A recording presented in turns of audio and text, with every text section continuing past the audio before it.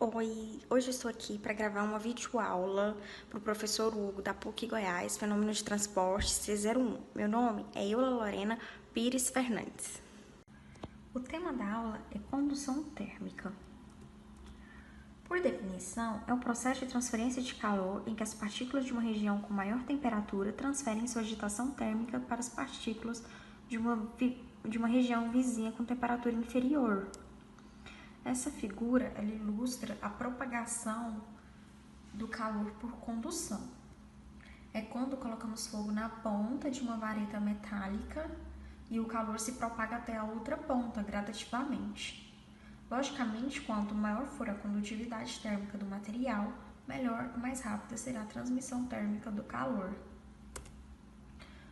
Os materiais que diminuem o fluxo de calor entre os corpos, impedindo que o calor entre ou saia de um corpo, são denominados isolantes térmicos. São exemplos: madeira, plástico, isopor, lã. Os materiais que transmitem facilmente calor de um corpo para o outro são considerados bons condutores térmicos. Exemplo é o metal, que por isso são utilizados na confecção de panelas, ferros de passar roupa. A propriedade física que mensura o quanto um corpo pode conduzir calor é a condutibilidade térmica.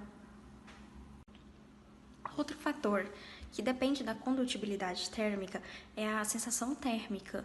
Uma situação que descreve essa dependência é o fato de sentirmos a maçaneta metálica de uma porta mais fria do que a madeira da qual a porta é feita, mesmo as duas estando sob a mesma temperatura.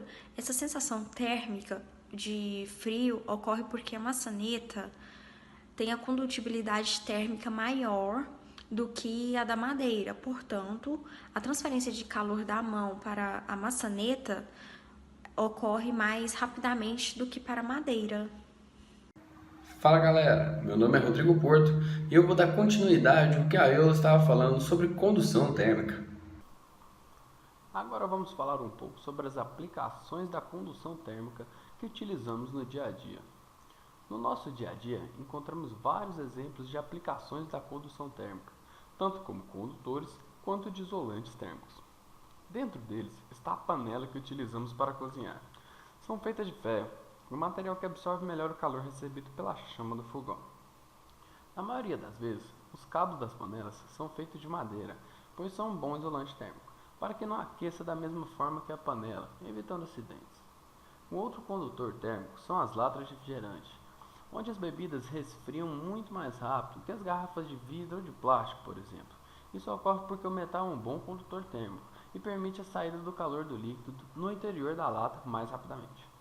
Já se tratando de isolante térmico, podemos citar as caixas de isopor, utilizadas para conservar a temperatura dos alimentos. Como são isolantes térmicos, esses materiais evitam as trocas de calor entre o alimento e o meio externo, e a temperatura mantém-se constante por muito mais tempo. Muitas pessoas têm o costume de utilizar roupas feitas de lã em dias frios, pois elas evitam que o nosso corpo perda calor para o meio ambiente, considerando ótimos isolantes térmicos, como esse lindo cachorrinho com essa blusa de lã. Vamos falar agora sobre a lei de Fourier.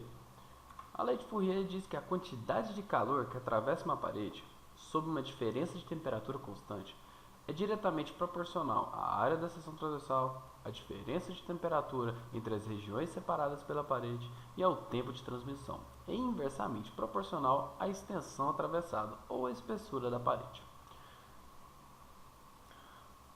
Para entender melhor a lei de Fourier, vamos falar um pouco sobre fluxo de calor. Fluxo de calor é a quantidade de calor que atravessa um condutor por unidade de tempo, denominado por esta forma, sendo o Q a quantidade de calor e ΔT esta unidade de tempo.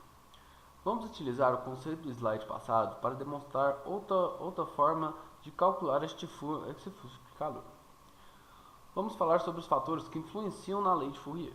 Vamos considerar então uma parede com o θ1 e o θ2, sendo essa temperatura constante e θ1 maior que θ2. Podemos dizer que quanto maior o gradiente de temperatura, maior será a transferência de calor, sendo assim esse gradiente proporcional à quantidade de calor. Outro aspecto é a espessura da parede. Podemos dizer que quanto maior essa espessura, maior poder de isolamento terá a parede, ou seja, menor a quantidade de calor, sendo inversamente proporcional essa quantidade de calor. Outro aspecto é a área, sendo quanto maior a arma em termos de largura e altura, mais calor absoluto ela vai ter, enquanto maior a transferência de calor teremos, sendo assim ela proporcional a essa quantidade de calor. Para transformarmos essa proporcionalidade em uma igualdade, é necessário adicionar uma constante de condutibilidade. Essa constante depende do material dessa parede e é representada pela letra K, chegando assim então à fórmula de fluxo de calor. Podemos dizer então que a quantidade de calor pode ser calculada pelo fluxo de calor vezes essa variação de tempo.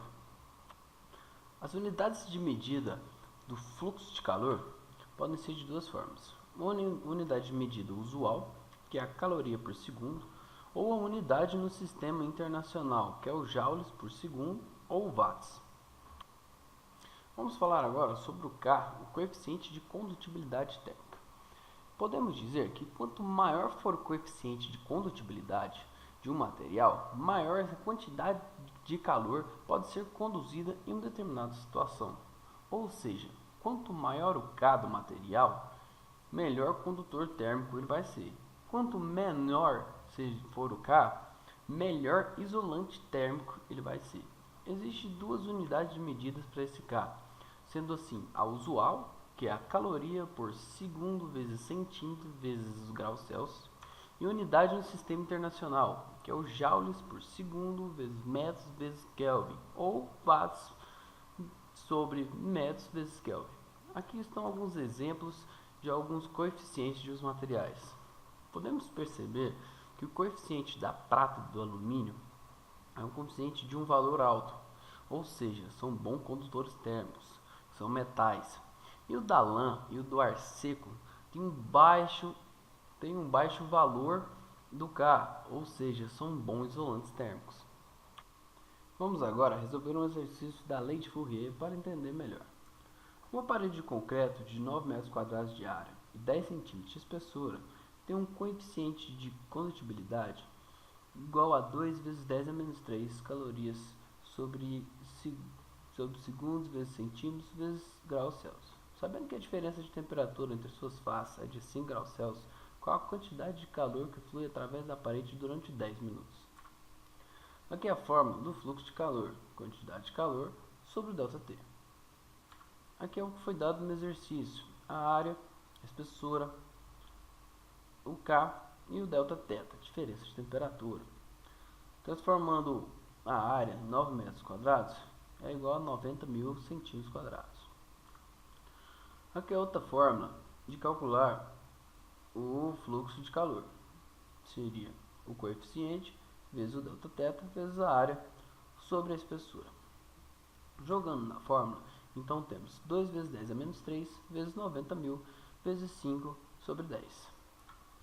Fazendo alguns cortes, temos que 90.000 vezes 10 a menos 3 é igual ao fluxo de calor. Sendo assim, 90.000 calorias por segundo. Jogando na primeira fórmula, então temos que 90 é igual a quantidade de calor sobre 600, que é a mesma coisa que os 10 minutos transformados em segundos, seriam 10 vezes 60.